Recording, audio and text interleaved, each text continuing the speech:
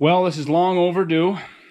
Come hell or high water, that engine is going to end up in that engine bay tonight.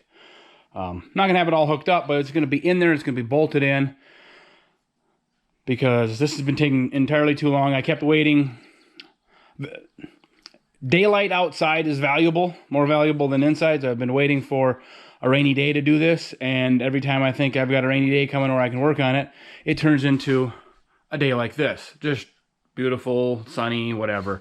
So no matter what, this is going to get put in that tonight. You may remember I had the alternator and stuff on. I took that off, so I've got more space this way so I can weasel it in there a little bit better. I'll take this motor mount off yet, I think, until I get it in there. Then I'll put it back on and kind of put everything back in there. I'll have to weasel around with the power steering pump when I get it in there to get it back up in here. And I think I got all the rest of my hoses and wires out of the way that I need to. And all right, I think it's time to start. Then we can, like I say, get this project moving. It's long overdue. All right, so here's a little tip. This is all the tranny fluid that came out of the transmission, which is sitting right there, when I did the gaskets and everything else. And I dumped as much as I could out of the torque converter. So this is a marked bucket. I don't know, it's really hard to tell, but there's 8 quarts, 7, 6. So it's just a smidge under 5 right now is what I took out of it. Plus, I lost some when I was just taking the whole drivetrain out. So it's not an exact measurement, but it's a good place to start when it comes time to refilling everything, when I get everything put back together.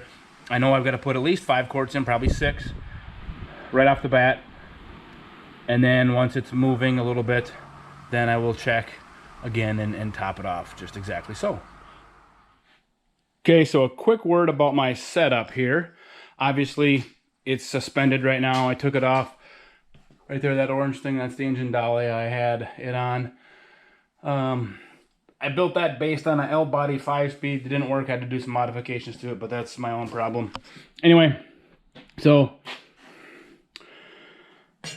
finding a engine load leveler that's longer is very difficult nowadays. Used to be that's the way they all were. Now they're all like super short because engines are smaller, I guess. But I wanted to do it so I wouldn't scrape or rub anything. So I've got a nylon strap over here, and that's rated for like 2,000 pounds or 3,000. So unless I cut it, it's going to be fine. Then over here, these are actually some of the pieces that came with.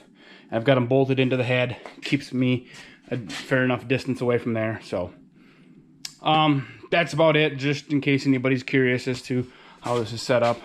And then, of course, I can change the angle as it goes. What I should have done before I started, and now that it's up in the air, I'm not going to undo it. I should have moved this back a notch, so then the hook was the other direction, so this would just naturally be this way, which it's not. It wants to go back. Too late now. So I'm just going to put a strap on that to hold it sideways, so when I bring it over the radiator support and down in, it's pointed the direction it needs to. Well, that was surprisingly easy. No hell nor high water was encountered. There is about, I would say, at most a ½ inch, probably closer to 3/8 of an inch, play left and right, dropping this thing in between, like, say right down here and this piece, and then over on the other motor mount where the pulley was. Dropped it in. I was expecting to have to fight with, swinging the angles in and then swinging it this way, swinging it that way. Nope, pretty much dropped it straight in, moved it back, and there it is. I have these bolts in. This one, for the life of me, I cannot find that bolt that goes in there. It's a long one. I have a long one, but it's not long enough. So I don't know where I would have used that bolt by accident somewhere else. And then I know for this front motor mount, one of the bolts up there I stole for something else, so I got to go dig that out of another car, but I know about that one. I know I'm missing that one. Where this one is, I don't know. But as soon as I get that one in, well, then I can unhook the engine hoist and I can get that thing out of my way finally. I can gain a lot of floor space in here. But I gotta... There it is.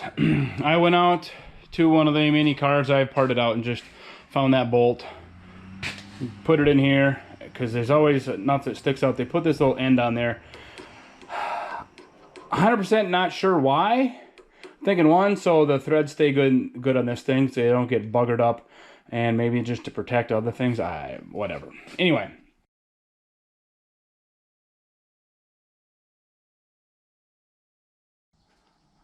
So it's in, it's bolted down. I've got that final motor mount in. Everything's connected that way. It's in there nice and solid. I got a couple things put on it already. I hooked up my shift linkage, so that way when I do get axles in, I can throw it in park and it actually stays somewhere. I got my alternator in, got the belts on for that, and the power steering pump. Over the next, hopefully only several days, I'll go through and I'll get everything else hooked up in here that I reasonably can. I will be pulling out all of these emission lines over here, these hoses, cleaning those up, getting this whole corner kind of cleaned up. And then it's just fixing some wires. I think I mentioned those already. The harness that goes across here, I don't think has any bad wires in or mouse damage. There was one up here, the one that goes to the throttle body and all that other stuff. I got some wires to fix there because this whole area was one giant mouse nest or squirrels or whatever it was. I'm not going to hook up any of the hoses yet because I might. I don't know. I'm hoping I don't have to, but in case I have to take the heater box out to clean any of that up, just in case some critters got in there, I don't want to hook all that up and then have to just unhook it all again. And it's just a matter of putting everything back together in here. And when I do I can't start it until I obviously get all that done, but until I put axle shafts in, because the transmission is basically empty. So I got to fill that up. I fill that up, it's going to run out. I'm not putting my axle shafts in just to take them out later. So before I do that, I'm going to do struts, strut mounts, wheel bearings. I'm not going to worry about my brakes quite yet. Not until after I get all that done. If there's some cold, rainy day or whatever, I might just do the brakes in the front while I'm doing all the rest of that, but we'll see how it goes. But it's kind of a little bit of an update for now. When I get everything else put back together under here, or if I run into something weird that I think is noteworthy, I will mention it.